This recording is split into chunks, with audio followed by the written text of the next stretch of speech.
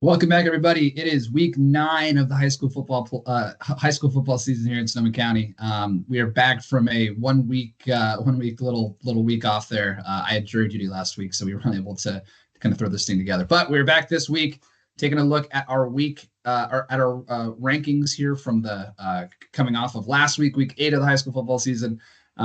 Not a whole lot of changes. Actually, Kienan, there are no changes this week, but we're going to go through our top 7 right now. We have 3 more weeks of league play here left to go around the Redwood Empire Conference. Some really good games on tap this week. Coming weeks for sure. League races are still being decided.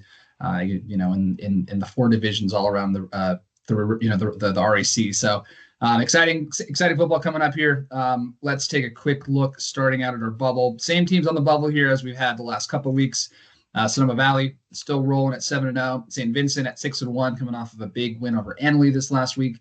And then Maria Carrillo staying there at 6-1, 6-1. Best start to a season ever for Maria Carrillo. We talked a lot about Sonoma Valley's hot start this year, but Carrillo having a historic start to their season as well. Never been 6-1 to open up the season so far. So Carrillo rolling right now. They have Rosa, and then they'll finish things out against Ukiah and St. Vincent there in the Bay division. So kind of a fun team to watch right now with Carrillo. They're doing it on the ground. Good defense too. So rolling right now. But that is our bubble here heading into week 9. Sonoma Valley at 7-0, Carrillo at 6-1, and St. Vincent at 6-1. Yeah, totally. Maria Carrillo is certainly making the Bay Division down there interesting. We thought coming in, it was going to be that 2-horse race with St. Vincent and Ukiah, and obviously they're playing this week, so that's going to be a big tilt. But Maria Carrillo's kind of coming up the rear strongly a little bit, so.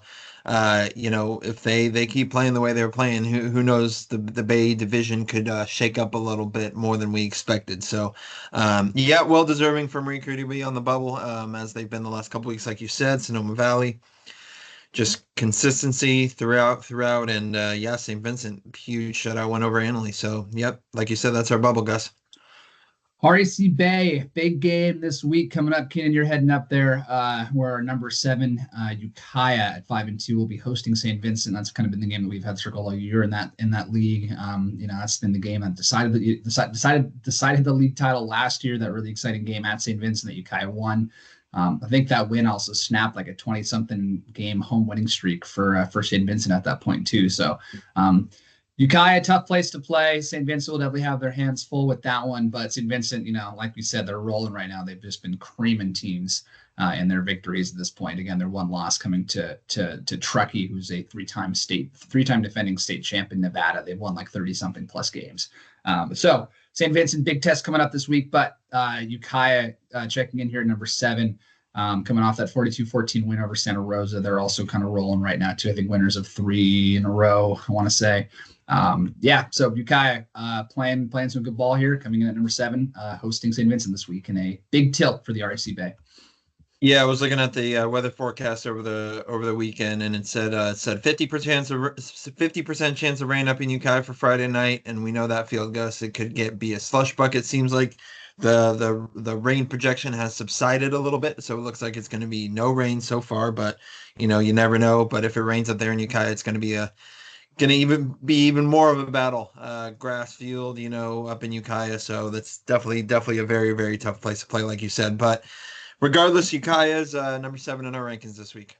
Yeah, man, that's not many teams play on grass anymore these days. But Ukiah, I mean, that field's already could be in some rough shape as it is. So add some rain to that. That could be a total mud bowl, but that could be a lot of fun. So moving on to number 6 is Rancho Cotati staying put 4-3. They lost to Cardinal Newman 38-8 this week. 0-2 right now to start the RAC Adobe play. Kind of a bit of danger zone here for Rancho coming down the stretch. They have 3 games left to play. They're hosting Marin Catholic this week. Tough game for them. And then they're finishing out with I believe it's Windsor and San Marin. Rancho has to win one of those final 3 games to even be playoff eligible.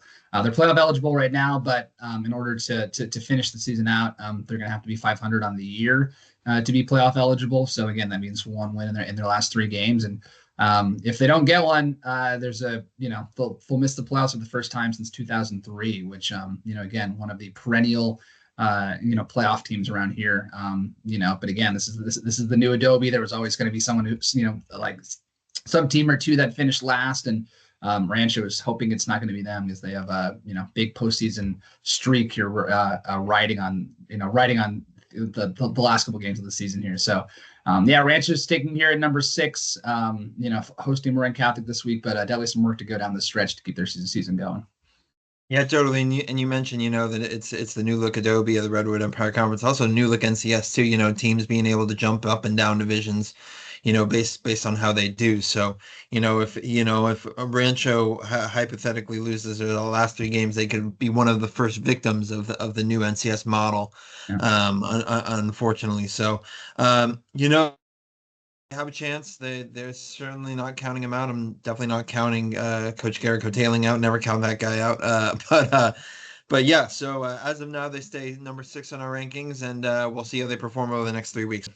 Coming in here at number 5 is Vintage, 5-2 on the year, but had their 5-game winning streak snapped this past week to Marin Catholic. 20-0 was the final score. Vintage actually kept this game pretty close. I think closer than a lot of people might have expected kind of at first glance, but I think it was only 14-0 at half. And Vintage, the one thing I heard from, I heard from some people over at Rancho after their loss to them in the opening week was just how big and strong Vintage's line is, and that'll keep you in a lot of games. And I think it looked like it did it did its job, against Marin Catholic. Obviously Marin Catholic's defense is great. It was hard for the Crushers to move the ball, but their line can, stacks up probably with some of the best around here in this area. So, again, 20-0, not a score you want to be on the wrong side of, but I'd say it was still a pretty admirable battle there for the Crushers, facing a tougher opponent, on the road on a Saturday too, no less. So, Vintage stand at 5 this week. Big game coming up this week as host to Windsor. We'll get to Windsor here in a second, but a very good chance this week for Vintage to make up some ground here in our rankings and in the playoff seedings as well. Yeah, I was watching, following that stream too. I was up at St. Vincent and Annalyn, but I was watching the Vintage Marin Catholic stream, and 13-0 all the way up to like maybe the 4th quarter or something like that. And Vintage certainly had times where they could have scored. They moved all the way down to Marin Catholic's 20-yard line, within 20-yard line, so definitely had their chances to score, but obviously Marin Catholic, the perennial powerhouse that they are, just keep finding ways to win tough games like that. So but Vintage showing themselves to be hanging around in this Adobe League, no doubt about it. So we'll see how they handle the next couple weeks, especially this week, like you said, Gus, versus Windsor, and we'll talk about Windsor in a sec. But Vintage deservedly staying at number 5 for another week. Yep. Coming in at number 4 this week, same thing as last week too, was American Canyon, 7-0. Kienan, you were at that game. They defeated Petaluma 41-21. Maybe wasn't the prettiest of wins, but win is a win, and they're still undefeated on the year. Having a very good chance this week to move to 8-0 as they host Napa on Friday. One final tune-up for them, and also Casa Grande too, and we'll get to them in a second. But one final tune-up for both these teams before a potential league-deciding game here next week after this, for the REC Valley title. Yeah, no, definitely wasn't the prettiest of the wins, and I think head coach Trevor Hudson will tell you that. But of course, playing Petaluma gets pretty ugly, notoriously physical team, and that triple option will just wear teams down and everything like that.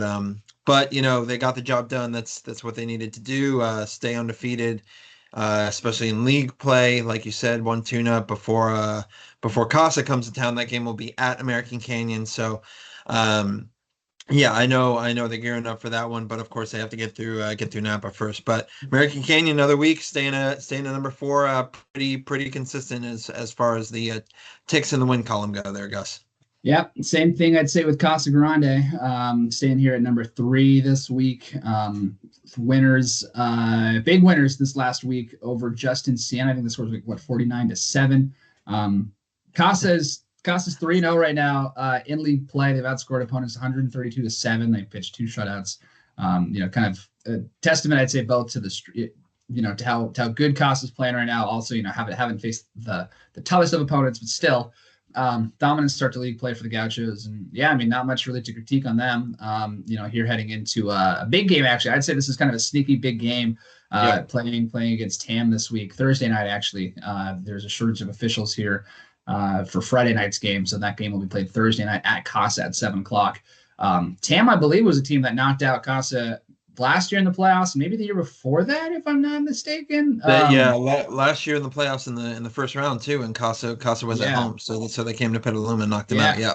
So definitely a little bit of some added motivation there for the Gauchos this week. So I'll be I'll be heading out there to cover that one. But a Thursday night game here in Petaluma.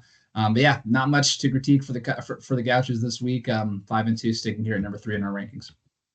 Yeah, Costa's defense has just been absolutely on fire. Last 3 games allowed only 7 points, and that included 2 shutouts.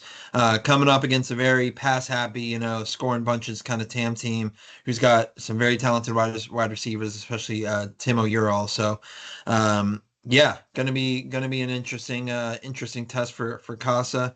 And we'll see, but if they get past Tam, then they'll have like 10 days to prepare for American Canyon. So it's kind of a blessing in disguise if they get past Tam. But Casa Grande, number three, kind of like they've been all year in a way. So. Yep, pretty much. Number 2, we mentioned Windsor a couple times. At Windsor, sticking here at number 2.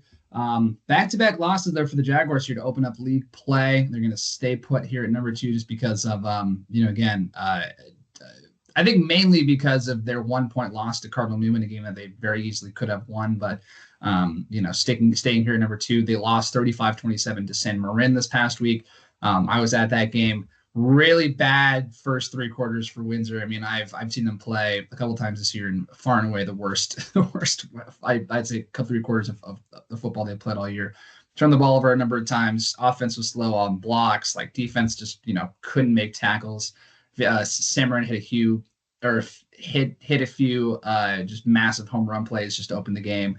Put Windsor in a big early hole. And then in Windsor's credit, they put together one of the craziest comebacks I've ever seen. They scored 20 unanswered points in the fourth quarter, recovered 2 onside kicks, got a safety, that made it a 1-score game. And they even had the ball with about 2.5 minutes left, driving, looking to tie the game. But an injury to Hayden Anderson knocked him out of the game for the last 4 or 5 plays. And then Samarin, dug deep and got a stop. But keeping an eye on his status for this week.